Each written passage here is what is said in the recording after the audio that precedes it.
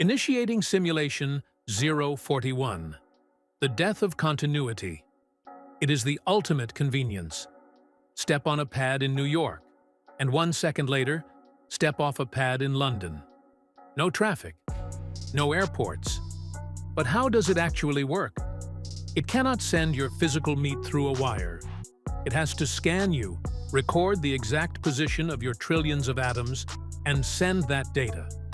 Then, to prevent a duplicate, the machine on Earth vaporizes your original body. You are incinerated. In London, a machine uses local carbon and water to build a brand new body based on your data. The new person steps out. They have your memories. They feel like you. But let's introduce a glitch. What if the machine in London prints your new body, but the incinerator in New York breaks down? Now, there are two of you.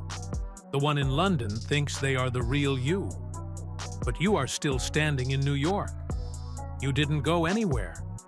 If the machine works normally, the original you dies every single time you use it. The teleporter is a suicide box. Your continuity of consciousness ends on the pad.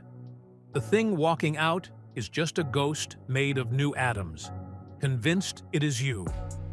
Simulation result. You are only you until you are copied. Take the stairs. End log.